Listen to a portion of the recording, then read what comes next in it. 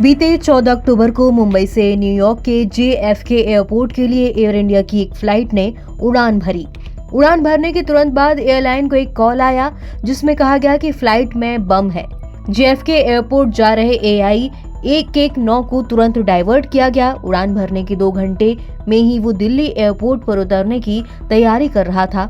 हालांकि इसमें एक समस्या थी।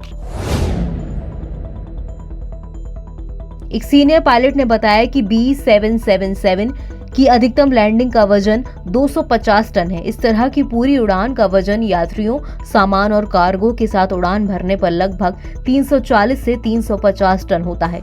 2 घंटे के भीतर उतरने का मतलब है लगभग 100 टन ईंधन बर्बाद करना। करीब 1 लाख रुपए प्रति टन पर अकेले ईंधन की बर्बादी की लागत 1 करोड़ रुपए बैठती है। इसमें IGI एयरपोर्ट पर अप्रत्याशित लैंडिंग और पार्किंग शुल्क जैसे दूसरे खर्च, दिल्ली के होटल्स में 200 से ज्यादा यात्रियों और क्रू मेंबर्स को रखना, छूटे हुए कनेक्शन के लिए बाद में उन्हें मुआवजा देना जैसे खर्च शामिल हैं। झूठी अफवाह पर फ्लाइट की इमरजेंसी लैंडिंग। फिर भी पूरी तरह से जांच के बाद विमान को सेवा में लाने से पहले ऑपरेटिंग क्रू की नई जोड़ी की व्यवस्था करना शामिल होता है। अधिकारियों की माने तो ऑपरेटिंग क्रू फ्लाइट के JFK एयरपोर्ट तक नहीं पहुंचने से यात्रियों को परेशानी होती है। इसके साथ एक फर्जी धमकी से एयरलाइन कंपनी को करीब 3 करोड़ रुपए से ज्यादा का नुकसान उठाना पड़ता है। पिछले रविवार से ऐसा लग रहा है कि फर्जी धमकियों की बाढ़ आ गई है। गुरुवार देर रात तक करीब 40 धमकी भरी अफवाहों के चलते एयरलाइन पर भारी वित्तीय प्रभाव पड़ा है। एयरलाइन अधिकारियों के अनुमान के मुताबिक अतिरिक्त खर्च लगभग 60 से 80 करोड़ रुपए है। एयर इंडिया B777 का मामला ले, जिसने इस मंगलवार यानी कि 15 अक्टूबर को दिल्ली से शिकागो के लिए उड़ान भरी थी। 12 घंटे बाद 200 से ज्यादा यात्रियों के साथ फ्लाइट बम की धमकी के चलते कनाडा के दूर दराज वाले शहर इक्कालुइट में उतर गया। विमान 15 अक्टूबर को सुबह 5:21 पर वहां उतरा। इस विमान की अगली व्यावसायिक उड़ान 3.5 दिन बाद हुई। पहले ये एक फेरी फ्लाइट के तौर पर इक्कालुइट से शिकागो पहुंचा। उस समय इसमें कोई यात्री नहीं थे। ऐसा इसलिए क्योंकि फंसे हुए यात्रियों को पहले ही कनाडाई वायुसेना A330 से शिकागो ले जाया गया था। इसके लिए एयर इंडिया भुगतान करेगा और फिर विमान ने 18 अक्टूबर को शाम 5:15 पर दिल्ली के लिए एक व्यावसायिक उड़ान के तौर पर उड़ान भरी। अब बोइंग 777 का एक दिन का खर्च जानिए। B777 का औसत मासिक किराया $4 लाख और $6 लाख के बीच है।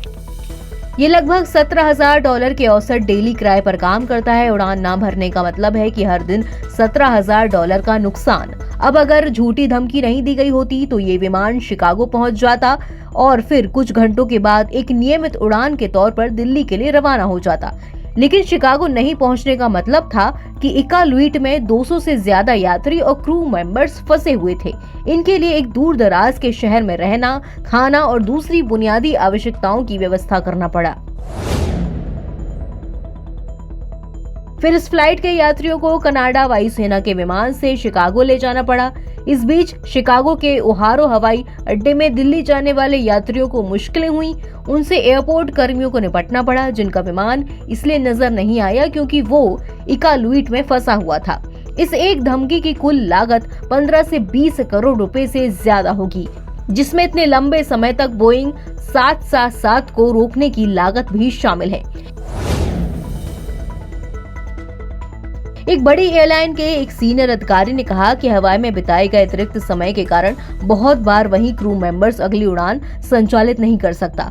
वहीं ये फ्लाइट सुरक्षा एजेंसियों की ओर से जांच के बाद क्लियर होने पर ही उड़ान के लिए संचालित होगा। उन्हें आराम करने, उस शहर के होटल में रहने की सुविधा देने की आवश्यकता होगी। हालांकि ये हमारे नियंत्रण से परे एक अप्रत्याशित घटना है, लेकिन कई यात्री जो विमान में देरी होने पर अपने कनेक्शन मिस कर जाते हैं, वो हमें अदालत में घसीटने की धमकी देते हैं। ऐसे में हम आखिर में हर्जाना देकर समझौता करना होता है हमें।